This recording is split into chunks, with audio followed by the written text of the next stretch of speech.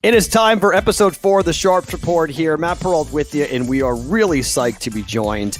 Just gave you the whole intro here for who this guy is. But Allan Bell has been on my radio show a ton. This is actually the first time I'm actually looking at Allan Bell, because normally we talk on the phone. So I actually can see him now as we tape this with video from CBS Sports Line, joining us here on the Sharps Report. Allan, man, how are you? Great to have you. Buddy, good to be on here. I appreciate it. And yeah, let me say, I've got a much better face for phone than I do on video. But no, dude, it's great to be with you, man. I appreciate it.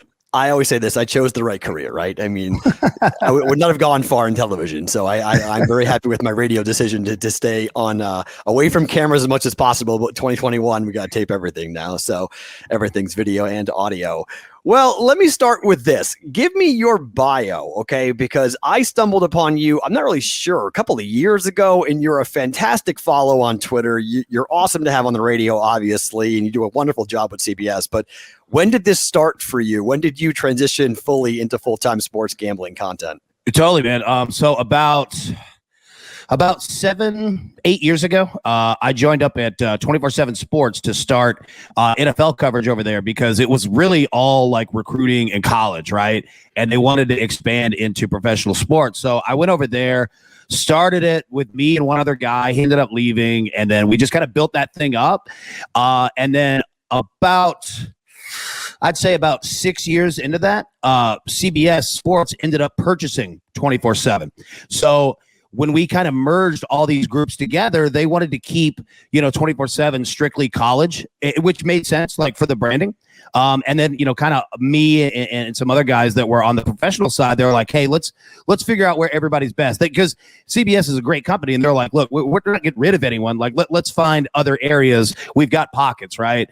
So most people went over to like the CBS, like sports, just editorial side, right? And I was going to do that, but Sportsline was open, and it was kind of just becoming a thing. And I've always been, interested in sports gambling, totally. So long story short, went over there, joined the team, with guys like Larry Hartstein and, Micah Roberts and RJ White. And it's been fantastic ever since, man. And, in the last 2-3 years, we've really, we've kind of built it up, Yeah. So it's been great, man. When was there a moment where you're like, oh, wow, this is a whole different world now? Did the company ever signal to you guys that, okay, all of a sudden we've got the energy and the juice? Was there a moment where you were like, okay, this is going to be something that I can do for a long time here? Oh, 100%, man. So it was like, so I went over, and don't get me wrong, like they had a fantastic team already. Again, Larry Hartsey was running that thing. And it was, you could tell that it was a monster, but they just hadn't put like the marketing effort, kind of behind it. And that was, rightfully so. They were waiting until, sports betting became legal, in more states, obviously, than just Nevada. So CBS from, a marketing perspective has done it just perfectly and brilliantly. But yeah, I mean, like that first year, like there was a big, kind of, learning period, for me. And then once we started building out like our new shows, The Early Edge, we brought in Jonathan Coachman, to host that. And, just kind of the level that he is at and coming, from his WWE background, like I could tell like 5 or 6 months ago when we were starting this show and we're just kind of literally building it from scratch, and you've got like Kane, you know what I mean? Is like responding on Twitter, like to the show. And it's like, okay, all right, this guy actually has like more than, my, like, just idiot friend followers, you know what I mean? So yeah, like it was quick to happen, but it's been fantastic, man. It's been an awesome ride, and we're just starting. Yeah, everything is just starting. And that I think is one of the more interesting pieces to all this, is that we're just in the beginning of this. Is there any area of our media world with sports gambling content that you're concerned about? You ever look at something and go, that might not go over so well, in a couple of years. They can get away with it now, but maybe in the future that's not going to fly. Totally. And look, and when I say this, let me put Sportsline out there first as a company that does it as well. The focus on huge parlays and like other things like that, like it's not good for the market, because there's a reason why cathedrals are built in the desert, and it's pretty much based on parlays and things like that, right? So I think that while it's fun for sure, there's certainly an education level, that myself included, probably all of us included, of getting better at it, because these sports books have had decades, to perfect this thing, right? Like it's a weighted game, man. Like I'm not saying it's unfair. Like it's right there for you, but the market, there's an education level, and especially when, we're seeing new states come in, Tennessee being one of them. I'm here in Nashville. We've only had sports betting since November of 2020. So, there's a large education level of people who've literally never placed a bet, on a game. And trying to explain to them like, hey, these are what the numbers actually mean. Understand this, right? And, when you're looking at, like, you put together a huge parlay, and that's fun and all. Don't be wrong. We all play them from time to time, but understand what you're getting into with that, right? Like, there's a reason why there's a big number out there. You're probably not going to get it. You know what I mean? So educating the market for sure. I'm interested where, like, the sports betting media as a whole kind of evolves with this, because I think there's a lot of great things that the media is already doing. I think it's educating, the users, the fan base, whatever you want to call it, in a really great way. And I think, also what you're seeing is that, people like me and you who put picks out there and there's all kinds of them. What I like is that there is a transparency factor. Right. So, I see you do it all the time, and the same as me. Like, we'll put out our picks that we have for the day, and then you wrap it up that night. And if you went 0 for 4, you put out that you went 0 for 4. You know what I mean? So I really like that. And I like that the market is taking to it, saying, I enjoy the transparency. That's a good thing for everyone. So, yeah, it's certainly not all like negative. I think that the sports betting media is doing a fantastic job, with really a brand new world that a lot of people really aren't used to, Yeah, I agree. And one of the things that's troublesome in Vegas, I mean, everyone brings up Vegas Dave just because he's the kind of the poster child. Literally here in Vegas, he's now running billboards in Vegas to advertise his Instagram account, which is like insanity to me. But those types of people that are not transparent, that are not the boiler rooms, the people that are selling both sides of one game, and they aren't being responsible for the people that, when you go on Showtime and say, yeah, half my client base are degenerate, addicted gamblers, and, so what, I'll take their money. Like, that type of stuff is always troublesome to me. And I think what's important for all of us, and I think you just said it in terms of like where we are and being transparent about showing that losing's part of this. Do you find that in Tennessee, or just in any state, or any people you guys are talking to, that explaining that is hard for some people to understand? That, it's kind of like batting in baseball, where if you lose 7 out of 10 times, you're a Hall of Famer, where in sports gambling, we're going to lose. The good ones lose 45% of the time.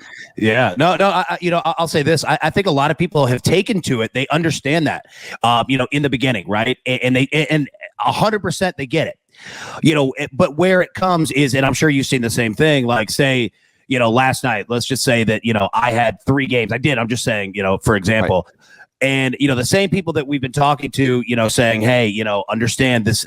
It's a lot like baseball, like you said, like you've got to look at this from a longer term perspective, and they'll get that. And then you have like one bad night, and they'll just flip out. It's like, buddy, relax. Like this is a more than one day thing. Trust me, so some of them, there's an emotion, behind it. And certainly, when you have money involved, it's always going to be that way. But no, I really do have to praise the market, because it's done better than I thought that they would. I thought that there would be a lot of people that just wouldn't understand, those numbers in that perspective at all.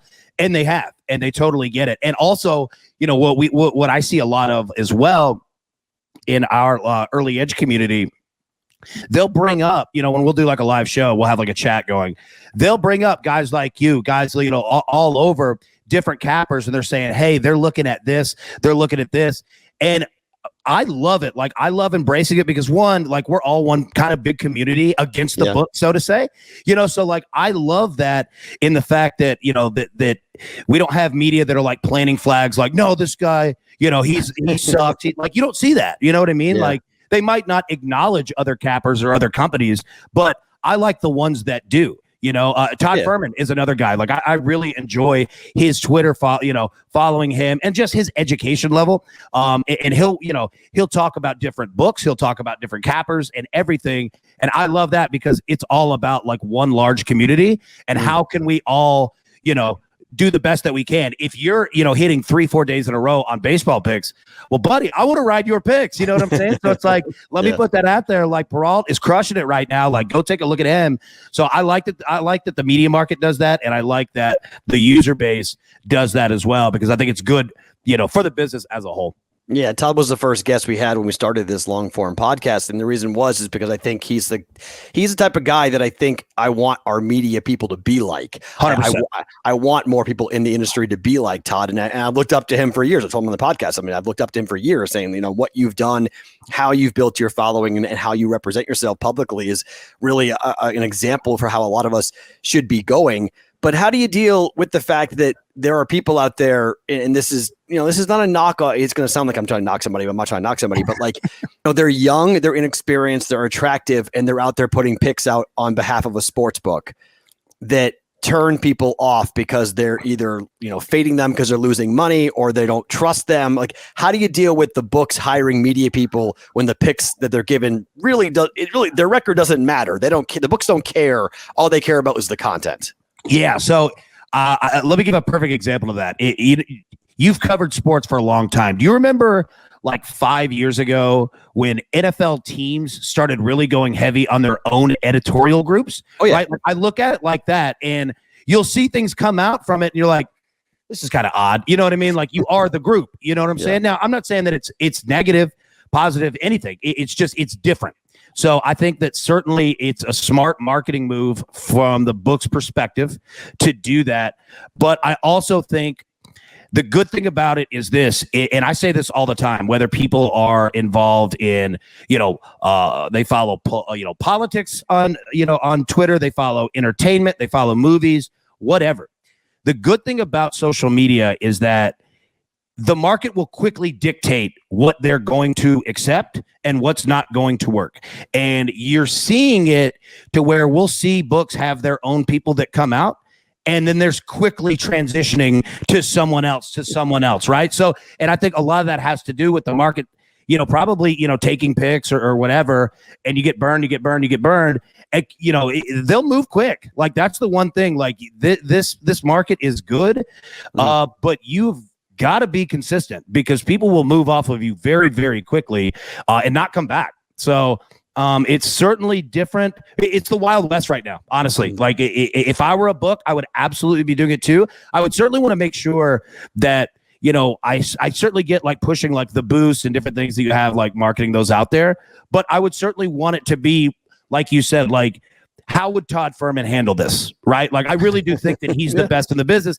And like, how do we do this from a marketing perspective, but also how do we do it from a credibility standpoint as well? So I think that the market will force and dictate that as we go along. If somebody's doing something nefarious, it won't last long. Like, the market will absolutely smoke these people out, and we're already seeing it. Now, I hate personally when I make a play, I'll go ahead, I'll do the research, I'll find my side, I'll make the bet, say, hey, this is what I'm betting.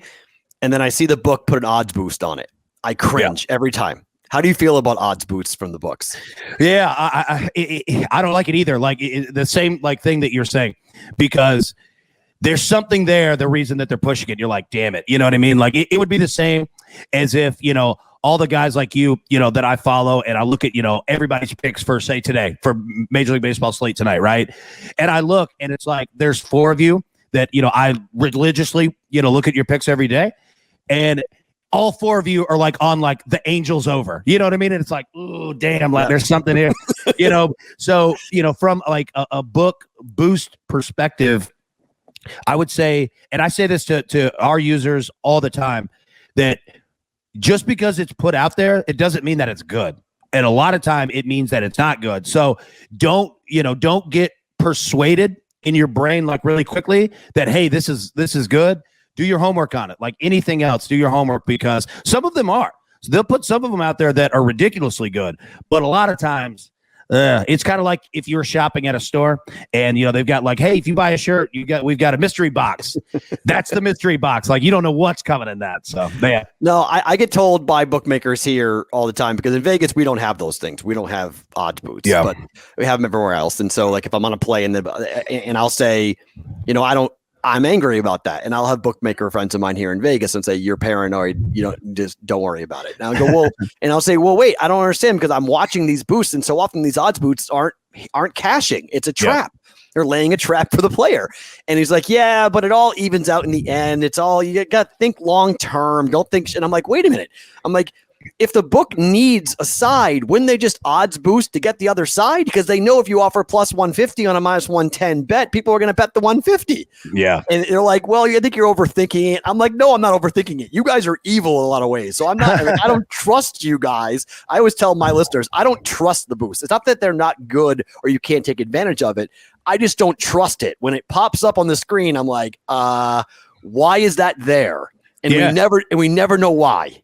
No, you're exactly right. And look, credit to these these large books that have done tremendous PR.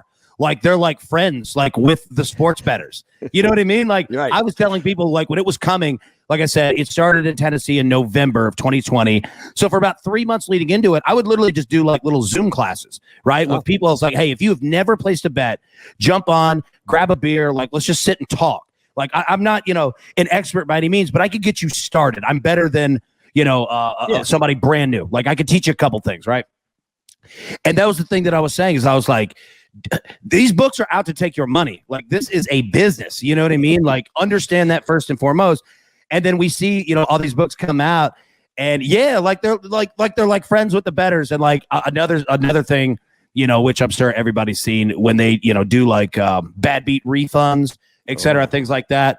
Yeah, man, like, it's cool. It's certainly a brilliant PR move because they know, all right, yeah, hey, this one's tough. You know what? We're going to make you feel good because they know 75% of that money's coming back anyway, So it's been fascinating to watch that, that from that perspective, because in the old days, whenever me and my boys would, save up to go out to Vegas literally and place as many bets as we can because we got to come back. Yeah, dude, like you walked into those places like buttoned up like you were going for like a mafia sit down. You know what I mean? Like we have to do this correctly. So it's been funny to see the market kind of change that way. Yeah, it is about, getting people in the door, right? It's about making them feel good about the experience and making, I asked Chris Andrews was a guest on this podcast for the second one. And I asked him, would you want to have 10 bettors place 100,000 or 100,000 bettors placing $10? And he said, I'd rather have 100,000 bettors bringing $10 because my job is to get people in the door. The sports book is not the main cog of the South Point. The South Point is a casino first and foremost, slots and tables. Oh, that little sports book in the back. Yeah, that's nice. But we want the money coming in. So people coming in the door, that's what he wants. Online, it's different with the DraftKings FanDuels who don't have brick and mortars. They are only a book. They've got to make sure that people feel comfortable and happy with the experience. And if they don't, they go somewhere where they will be treated the way they want to be treated. Yep. Unfortunately, that means people who are betting more than $50 oftentimes are SOL. They don't really care about the professional. They're giving $25 refunds left and right, but the guy who placed 10 grand, good luck. Yeah, you're not getting that back anytime soon ever from the sports book. So like, I feel like there's a different, that's why I feel for some professional gamblers who are very angry at the newbies coming in because their experience is so different. They're being treated so much differently than the guy who's betting $25 a day because this is their livelihood and they really have that adversarial relationship with them against the book where they feel like the book is putting their arm around the guy, the $25 better and saying, yeah, attaboy, come on, way to go. Do you feel that way at all that like there's different, I hate calling them classes of people, but there's different levels to this game, I guess. There absolutely are. There's different levels on a lot of things, right? Like we're not saying anything negative on anybody, but there's absolutely a level of bettor who is placing much higher bets consistently than other people. Like that's perfectly fine. And you're right. The game has changed in terms of that's why these books give out so many different, first time bettor signups because they need new people in, right? You got to keep people coming in. And that's, fund that account. Like, and I get it. That's their business. That's fine. Yeah. You bring up a good point, and I haven't really thought about that. I wonder if, and I don't know, the numbers behind it, just thinking out loud. I wonder if, like when you go into a casino and, you're going to play, just poker or blackjack, whatever, you've got different levels of, table minimums, right? There are rooms where buddy, you got to have stacks to come in these and play these games. I wonder if there's ever a point where, some of these larger books or, a book that just knows what they're doing says, all right, you know what, we're going to cater to that, level of player and attract all of them to one place. Now, again, I don't know, if that's, would be financially, positive. I have no idea. I'm not smart enough for that. Well, but it's happening in Vegas with Circa Sports. I mean, Circa's doing that. Circa is trying to be seen as the professional bookmaker's bookmaker. I mean, I love it. And you know what? First off, I love it. I love they're doing that. Second, I'm glad that you brought them up because we had a conversation in our office like a year and a half ago. When Circa was really, kind of exploding on the scene, I have to give them credit because they would come out with, it would be NFL Sunday and they would fire out next week's lines quicker than anyone else. You know what I mean? And I'm not saying that other books are just, copying another different books lines, just to keep themselves safe. Circa would put themselves out there consistently over and over and over. And I'm telling you, every week, like it was high praise from all of us because it takes stones to do that. You know what I mean? And they wanted to be the first ones out there. So credit to them. They put their necks out on the line, and I can't wish them enough success, for everything that they're doing. So that's cool to hear that they're catering to that, level of better. I just hope there's an East Coast version. I mean, they're in Colorado and Iowa, but I hope that there's going to be others that will follow that model of transparency, of taking big bets, of not trying to kick out gamblers, not limiting gamblers, trying to be, fair, I guess is the better word, is to say, look, if you're winning, somebody's got to win, right? I mean, the name of the game is them to win and make our money, take our money, but someone's got to win. And if someone's winning consistently, they shouldn't be penalized and punished for winning consistently if they're doing it right and fairly. Now, if they're shopping numbers and scraping and doing different, nefarious things to get an edge, okay, fine. That's up to the property to say, look, if we don't feel like you're doing this properly, we can take a bet or not take a bet from you. Yeah. But if you're doing it right, you're doing your research and you're just good at this, and it's 1v1 and no extra advantage, and the player's beating you consistently, good for the player. Like, credit to them. They're doing their homework. Yeah, absolutely. Yeah. Make it right. Don't be jerks about it. Don't throw them out because they're winning, like we've seen so much with the European model, which sucks. Yeah, it changes the experience for that professional, and it makes it harder for everybody. Because frankly, look, the professionals are the reason why we get the numbers that we get. Yep. So if you think you don't need pros, you need pros. You don't want to go to war against a book without the pros being there to hammer that number to the right place 100%. And to showcase a bad number. Yep, 100%. I could not agree more. All right, how much do you line shop? Let's talk about some of your processes as to how do you go into making a bet. Do you line shop? How much do you do of that? Yeah, I absolutely do. For a lot of the bets right now, you're looking across Major League Baseball. You're not finding too terribly much difference, at least in terms of the games. If you're looking at props, things like that, 1,000,000%. The NBA, especially the playoffs, I'm telling you, I had a list of books, and I absolutely, an old school, like pen and paper, writing down not only the over under. Yeah, absolutely, man. Like this is my book. This is my writing down of everything I write down. Dude, you're so right. If anybody's listening to this that's brand new, a pen and paper is your best friend because you can't keep everything up here. You got to write it down. So like I would not only shop for, what the over under numbers would be in terms of, different player props, things like that, but also the pricing as well. So yes, I think it's very, very important. Obviously, every state is different of what, you have available to do so. But when most states are going to have a FanDuel, a DraftKings, William Hill, now Caesars, you're going to have a lot of these books. But then I also like to look if there are local. So in Tennessee, we have a company called Action 24/7, and they are specifically only in Tennessee. They're based here in Nashville. Like I love that aspect is here too, because it kind of keeps those big books on check. Right. Mm-hmm. And they'll call it out. Like, I love that they'll do it. They'll say, hey, everybody's got, Pat Connaughton at 6.5 points in this game. We've got it at 5.5. And they're not doing it from a boost perspective. They're doing it from, hey, look, you want play here. So I like that aspect. But long story short, to answer your question. Yeah, absolutely. We'll line shop, certainly on the props factor. Yeah. Props, price. I'm in Vegas, so I'm lucky that I've got 8 books on my phone. So I'm lucky in that sense that I can go ahead and quickly pull up different things. I love the fact that I can't bet into all these different markets, but I can look at the numbers of different markets across the country and see where FanDuel, DraftKings, William Hill, it's always funny when, BetMGM New Jersey and BetMGM Vegas have different numbers. Yeah. And because it's two different companies. So it's funny. The average person doesn't realize that, but you can compare and contrast the two of them and you can look at and see, okay, because I'm a little biased, but I tend to shade towards Vegas's numbers. That if I feel like, Vegas is at 6 and maybe 6.5 is in New Jersey, I'll take the 6.5 because I'm seeing the number is moving here in Vegas because probably the pros or some sharper people are moving it downwards and I can get a better number on the East Coast and say, okay, take the 6.5 versus taking the 6. So that's always fun. I think line shopping is something that people who get into this need to learn quickly that, if you only have one book, that's a big problem. You should have as many books that are open to you. You should have accounts open and funded in some form or fashion, or at least being able to mobily fund them and then move money around, however you're going to move money around to find the right bet, the right mind. And then that's why I have a book. I keep track of it because I want to know what books I'm winning at, what books I'm losing at, how am I actually performing? Am I shopping too much? Am I shopping too only a couple different books? I'm like, how am I doing it? Trying to write down my whole process to really, self-check myself. And that kind of is go ahead. No, I was going to say, I didn't mean to interrupt you. Like you brought up an excellent point, and that was another thing that I would try to, kind of educate the brand new market to.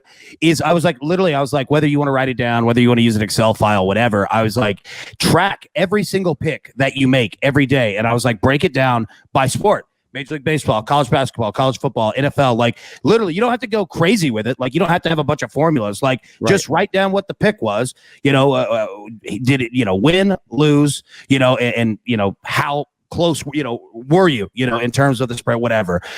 Because you will get an idea of, kind of how you're performing and how that league is performing, like where you're finding consistency. The last 2 weeks, ever since the All-Star break after, in Major League Baseball, it was craziness. Like nobody was winning.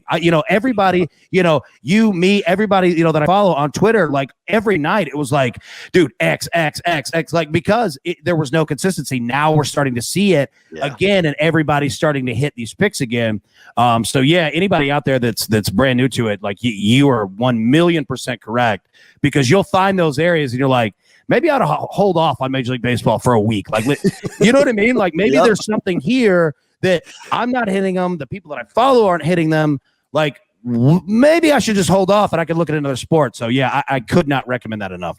Yeah, I tell the audience of the Daily Juice a lot that there are certain days where like I wouldn't be betting if I wasn't being paid to bet right now. Just like just FYI, like hey, if it wasn't my job to do it, I would not be betting today. Like I hate the card or I hate the slate or there's nothing really fun to bet here. I'm not looking at I'm not seeing any angle here. It's just one of those things. And I'm a big believer in like when it stops becoming fun, take a week off, take a month off, walk away, have some fun, go do something else, go play golf, go to a bar, hang out, whatever you got to do to get your mind right, go work out at the gym. But, I see people all the time going like, oh, I'm getting my ass kicked. This sucks. I hate this. I'm never betting again. Okay. That means when you say that means you need to get away from the board, like walk away. It's not worth it. It's supposed to be fun. This is supposed to be entertainment for us. It is. No, and like that's anything in life. Like, because you're going to run into this at all time, like writer's block. I mean, that's seriously like the same thing. It's good to step away for a little bit, just kind of clear your head. And it might not even be you. It might be the league. It might be that the books have just gotten sharp as hell on these numbers right now. And, no matter how good you are, you're not going to, you're going to win consistently. You're going to have to be really, really good. So yeah, I agree with you. There's nothing wrong with just saying, you know what, I'm going to take a week off. Let me take a weekend off. Let me take 2 days, anything. That's always good. Taking college football and college basketball off the table for a second, how do you feel about betting in the regular season versus betting in the postseason for pro sports? Oh, that's a good question. Because I get my ass kicked. I have now gone 2 years straight where I do very well in the regular season, and then I get my teeth kicked down my throat in the postseason. Yeah. So I'll say this. What I found in the NBA is that you're going to have obviously different teams as you go along, throughout the playoffs, year over year over year. But a lot of times those historicals do kind of align. And what I mean by it is that when you look at teams that have played 7 games in the first series, 7 games, in the second, right? Like you might not be playing the two teams that are playing, you're literally playing the number, right? So I saw that a lot this year, especially as we got closer to the finals with teams like the Hawks, the Suns. The Suns had themselves rest constantly to start the last two series, and they started them off on fire, right? But it was like then when the other team would rest up and finally get a chance, to kind of even that out, they'd go out there and kick their ass, right? So yeah, like NBA, the historicals play out pretty well. NFL, man, you're playing a number, but you're certainly playing teams. It really does come down to matchups, man, and understanding run defense versus run offense versus pass defense, because you could have somebody like Aaron Rodgers, who's legitimately the most talented quarterback in the league, right? I'm not saying the GOAT, like I'm just saying, just physical talent level. But he's going up against, a defense that is shutting Aaron Jones down. So it's literally just him. So, I mean, it can change things really, really quickly. Baseball's pitching, you know what I mean? Like, just from my perspective, like if you've got a team like the Dodgers now where they're going to roll out, Buehler, Kershaw, and now Scherzer, you're going to get a lot of unders, man, at least early. You know what I'm saying? So, yeah, I mean, it's different. Like, what about you? Like, what are your thoughts here the same way? I mean, I think for me, it comes down to how much data the leagues are presenting to the books. And by the time you get to the postseason where you've got 32 NFL teams or 30 baseball teams, 30 NBA teams that are playing, and we've got 14 games to pick through versus 3. Like, it's so condensed. The books know that all the money is coming in on those 3 books and those 3 plays. So they've got, super, super algorithms going into it that I feel like the numbers have become so sharp. And, I've talked to people who literally don't bet the postseason. They just say, look, I'm not playing it. I don't have an advantage. I don't have the options. I don't have the edges, because the books have to hang numbers on everything when they only have to hang number on 3 games. Now you've got the whole war room. You've got everyone involved. You have the offshore market influencing the onshore market a ton. Like, we're talking about half a point here, half a point there, especially in the prop market. I mean, it is whittled down to a fine tip, and it's really hard to find any angles that I've begun to start to come around to the idea of, like, okay, build a bankroll up during the regular season and then kind of really be fine and pick your spots in the postseason. Because, like, in the NFL, I was up 11.5 units. And then I gave 9 back in the postseason. Yeah, no.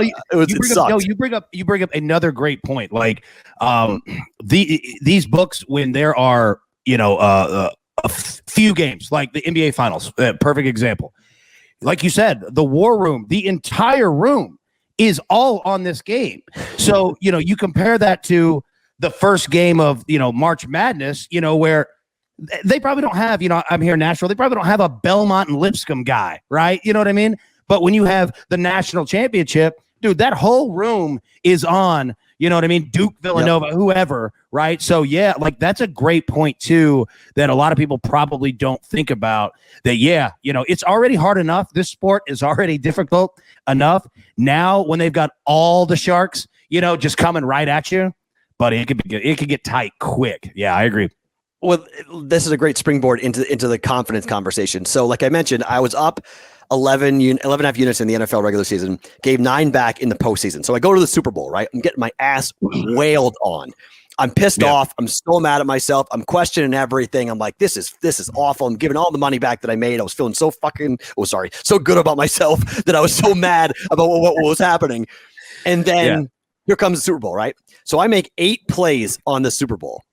Yeah. I normally bet one in the NFL. I'm normally a half a unit minimum, up to 1 unit on NFL games. So I'm like, I'm so cold, I'm betting just quarter units.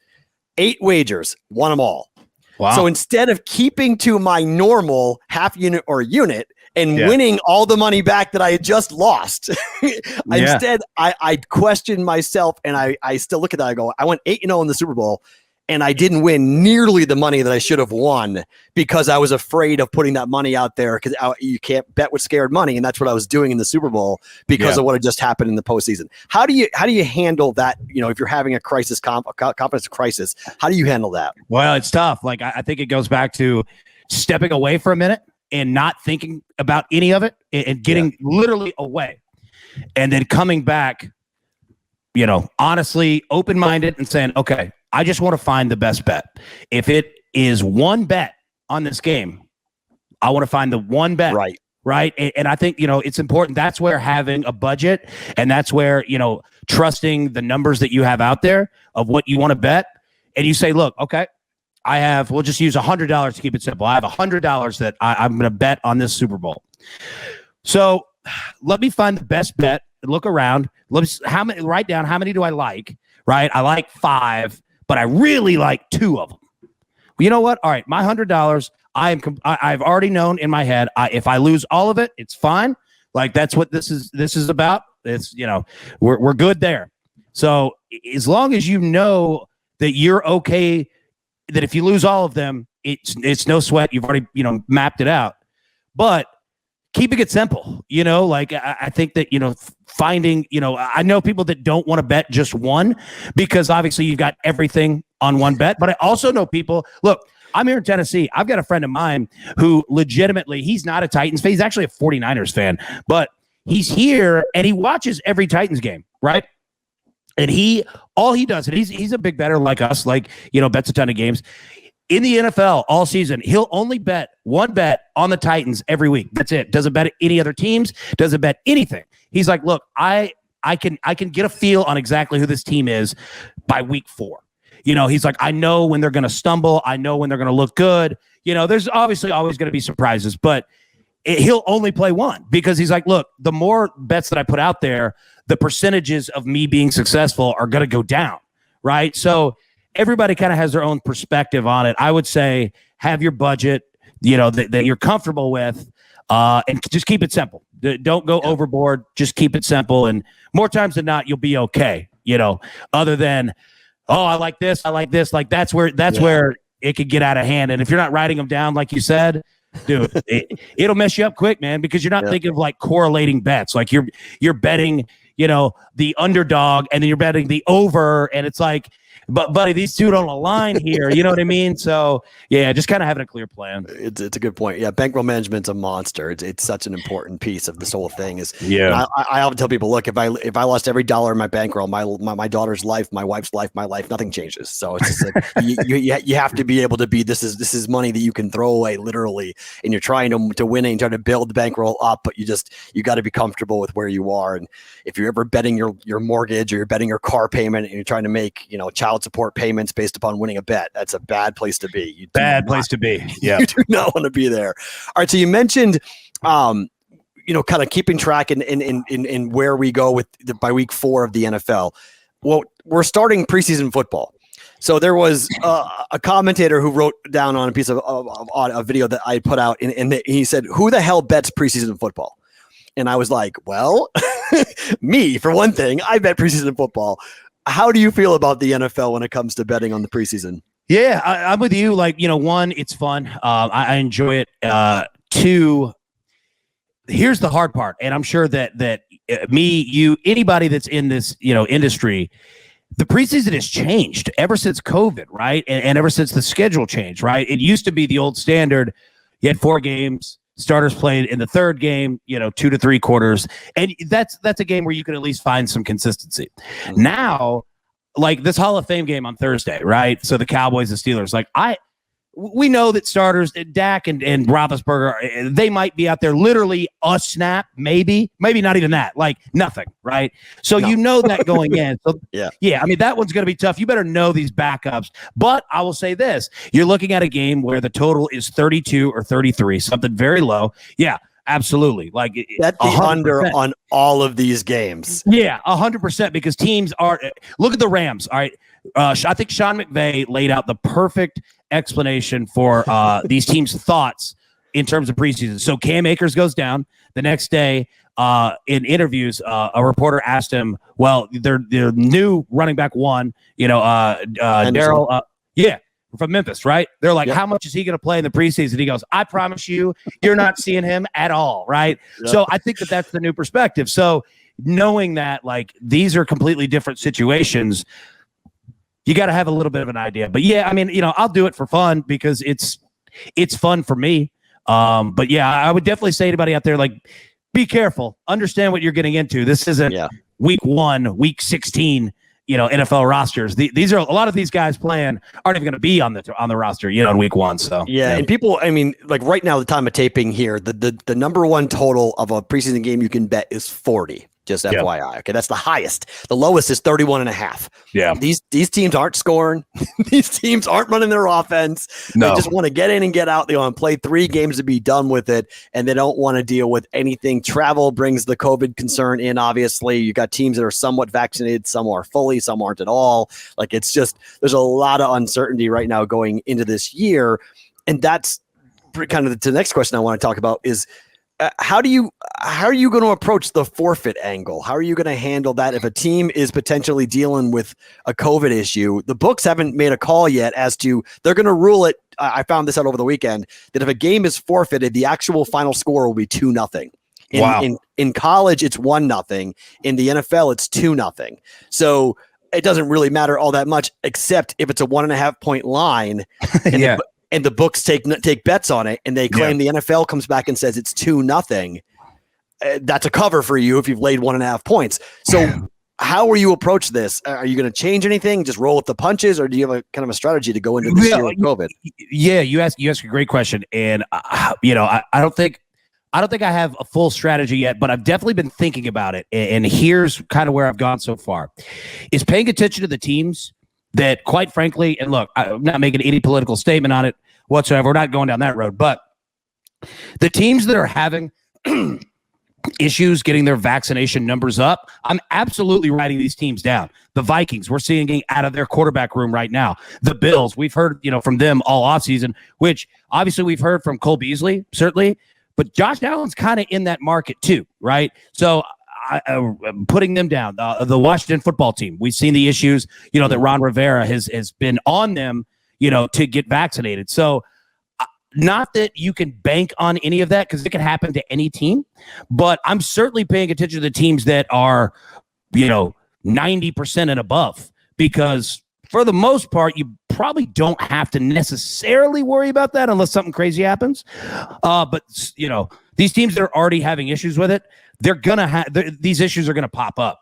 So I think that's all that I have right now. I'd love to hear your thoughts, your strategy on it. I don't have a full on thought out strategy yet, except I think the locker room distraction is being undersold a little bit with this, because if it's spilling out into the media, where this morning we found out about the 3 quarterbacks for the Vikings, but Mike Zimmer allowed the media, he told the media what time his players were showing up to be tested in the parking lot in their cars. Wow. He allowed the media to go and watch. He said, I want you guys to go watch how many of our guys are out there getting tested right now. Because if they're getting tested, that means they're unvaccinated. If you are vaccinated, you don't be tested. So that's a shot across the bow inside that locker room. I mean, that's a team building problem. And you got your quarterback now who's going to miss up to 2 weeks in the middle of training camp, who's not going to be there. So I think those are teams you have to, at least early in the season, look to and go, I don't know what to do with them. I don't know if you just stay away from them or you fade them, just because we don't know how ready they're going to be coming up in week 1. Is Kirk Cousins going to be ready to go? Will the Cowboys be ready to go? I mean, will Washington be ready to go? I mean, Ron Rivera is out there going, I'm a cancer survivor, and you guys don't care if you kill me. Yeah. That's a pretty significant thing in the locker room, to walk into a meeting room and have that being placed on a team when the coach is like, I'm immunocompromised and you guys won't help me. So that to me is I think an underreported or talked about story going into the season early, and on top of the fact that the first 4 weeks of the season, the books don't have the numbers. So that's the edge that I've seen since I've been in Vegas for 6 years. My most successful month every single football season is September, because it's the one time where the books simply do not have the numbers, and you can find, and really fading the public in September is beautiful too, because people think they all pound on one side, and more often than not, it's not going to be right. Yeah, they'll bet a team and not a number. Yeah, and that's a great point. I didn't even think about the locker room of just the the attitude and emotion with that, Yeah. right? That's an excellent point. I could not agree more. That's a good point. The prep. I mean, it's the prep time, and this is when you're getting ready for the year, right? Yeah. I mean, as we saw last year, we didn't have training camp, and so the teams in week 1, week 2 looked like crap. I mean, they sucked. It was awful football because you could tell they hadn't had training camp and they hadn't worked with each other. So you take a quarterback out of the equation. I mean, the Vikings are a problem, and that can take us to the next topic. What do you do with the Colts? I mean, Wentz is out. This is a team that had a 10 for a projection for a win total. Now it's going to be reposted probably somewhere around 9, 8.5, somewhere in there. But this is a crap division, but that team's a mess without Carson Wentz. What do you do with Indianapolis? A mess. So, first off, I know this division like the back of my hand, just being here in Nashville. Yeah, and I'll say this. I wasn't believing in the Colts even before this with Carson Wentz. Now, the Colts might have the best overall roster in the division, right? Like they are phenomenal. Chris Ballard's done a great job building this team out. Frank Reich, obviously, I really like him as a head coach, and they've got a lot of young talent everywhere, but they have screwed this quarterback position up, not only with Carson Wentz, but not having a guy behind him. Like they would love to have Jacoby Brissett right about now, and he's down in Miami.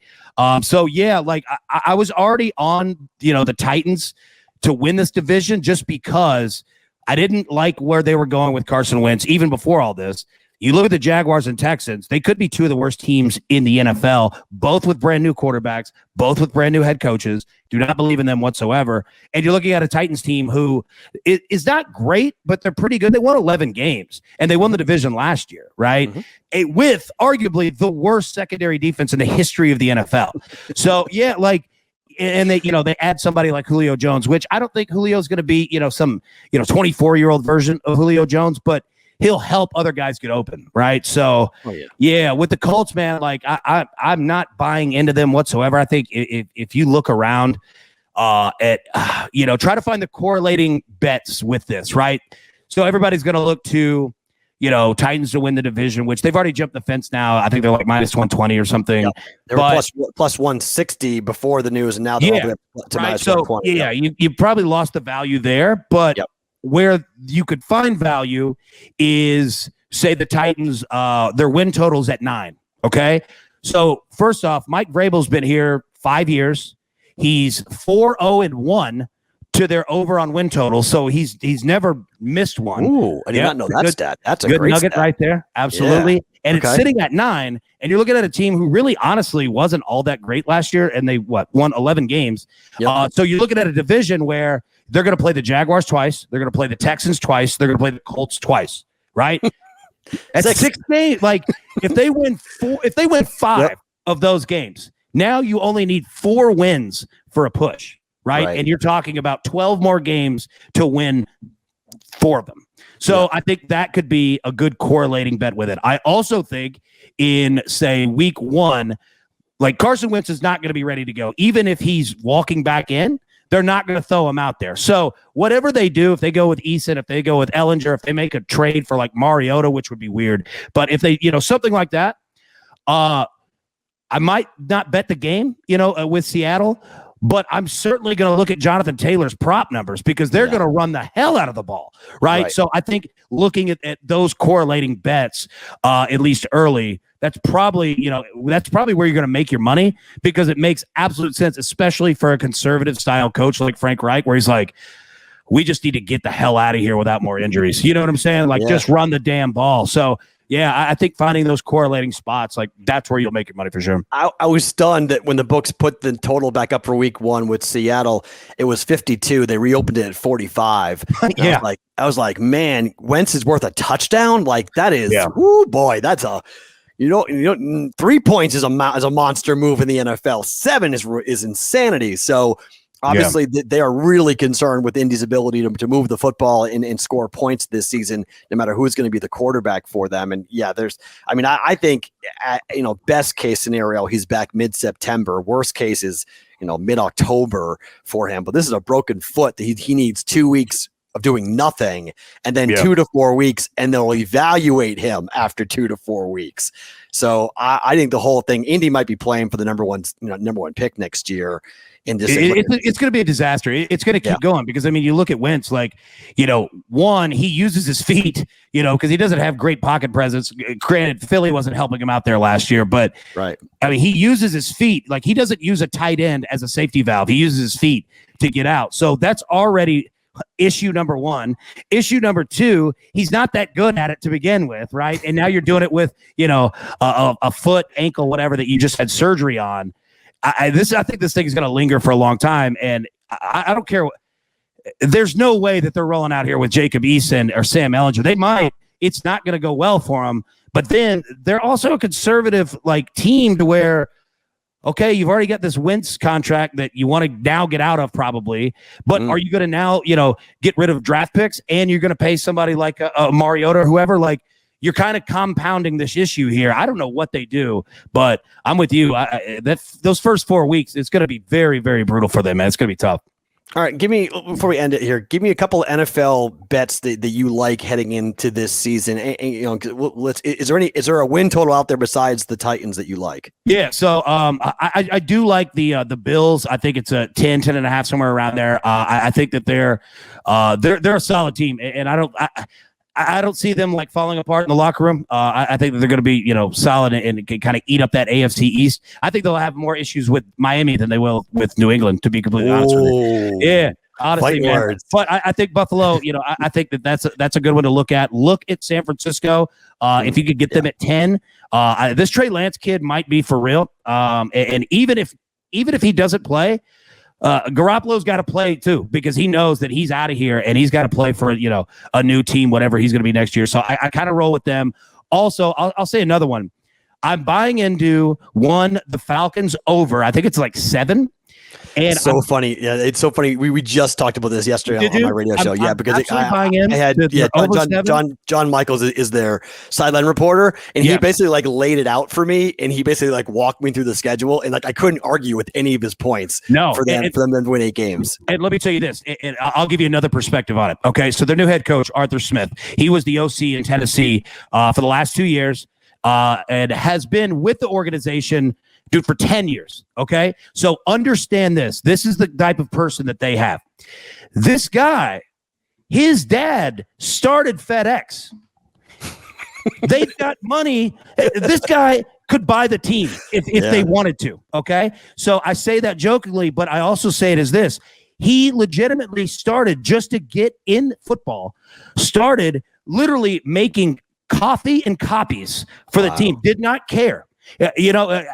Just did not care. He wanted to be and learn every single aspect of it. So now that this guy has become a head coach, I know that there's going to be growing pains, but I'm telling you, he's legitimately done every single thing in an organization to help around there. So he understands what defensive coaches are looking at, running backs, all of it.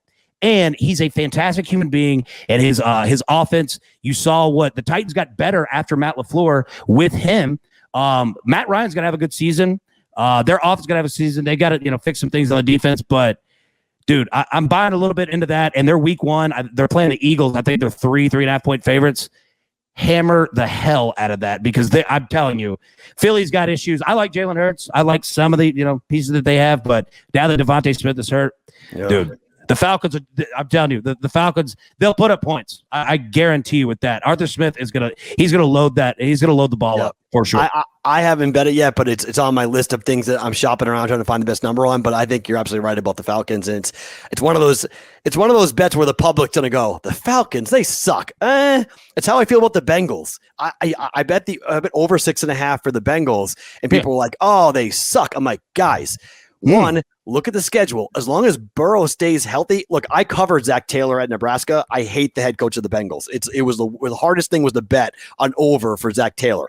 But Jamar Chase was the best player in college football 2 years ago.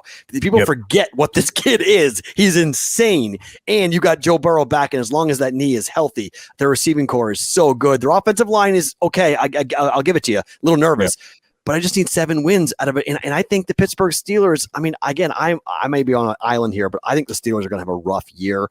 I'm on their under 8.5 wins for the Steelers. I don't care if Big Ben lost weight or not. He's still not going to be able to produce the way he's going to need to. And I think them drafting a running back was they have no O-line. Right. Two of the best players on the offensive line retired that they got to replace, and they drafted a running back in the first round. No, you're right. Like the crazy thing is this, and going from literally they're undefeated to 2 weeks later, they couldn't run an offense. They had to get the ball out in 1.5 seconds or less because legitimately their O-line was just garbage. Yeah, it was, and they've done nothing but actually get worse at that position group. So yeah, I'm with you there, 100%. Yes, that's why I like the Bengals to maybe win both games against the Steelers. And I mean, people were yelling at me, going like, "Bengals suck." Were good last year, man. Like, when before Burrow got hurt, yeah, I agree. And people just look at that and I'm like, okay, fine. And I actually, I don't know how you feel about it. Sometimes I prefer when people yell at me about my picks. I feel better about them than when I get everybody saying, "Oh, I love that pick." Then I'm like, "Oh shit." I'm like, "Okay, I'm in trouble." You're like, "Damn it." Yeah. If everybody's the public's with it, if everyone's running with this thinking it's a good play, it's like, that's that might be somewhat problematic. All right, give me a college football play before I let you go. Did you have a college football play that you like this year? I got 2 of them. I'll give it to you for week 1. You've got both teams are going to play in primetime games, both in the SEC. First up, Alabama's playing against Miami. That number has moved, I think, from like 17 to around 18 and a half, somewhere around there. Understand this. 1, Alabama, go look at the numbers. They beat the hell out of whoever they're playing in week 1 every year. And 2, I'll tell you why. Because what Nick Saban does is when he loses big, numbers of players to the NFL, he is so hard on them in training camp, letting them know that team is not you. Like you're not them. You're going to have to earn it. So he beats the hell out of them in terms of just browbeating them, right? So they come out in week 1 and are just literally ready to just kill everybody. And this Bryce Young kid that they have at quarterback is 1,000,000% the truth. Number 2 is Ole Miss. I think that number's around, 7.5, 8, somewhere around there. Buddy, I'll say this from personal knowledge of, being around him and seeing it. You put Lane Kiffin in prime time with a reason to want to embarrass somebody, Lane Kiffin will do everything that he can to embarrass somebody. So I'm with you. I buy in those. So Alabama, Ole Miss week 1. Yeah, all over, man. My favorite bet in college football is over 7.5 wins for Ole Miss this year. So.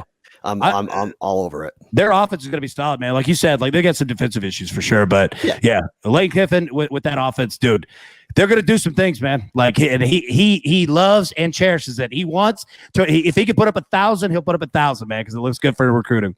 I would totally agree. Are you a Bama first half betting guy?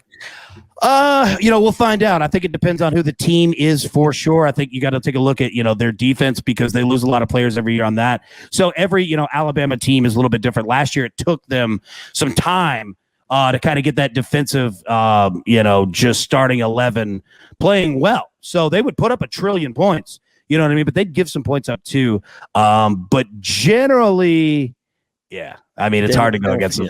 They're just that good, man. Just fun. Bama first half bets are almost as blind. Just make them. Just at the end of the year, you wind up in the profit margin, given where they are in what they do. But Ole Miss hung 48 on them last year. So went toe to toe with them. I know. Nick Saban loves those big games, dude. He loves them. Absolutely. Allan, do me a favor. Give out where folks can find you.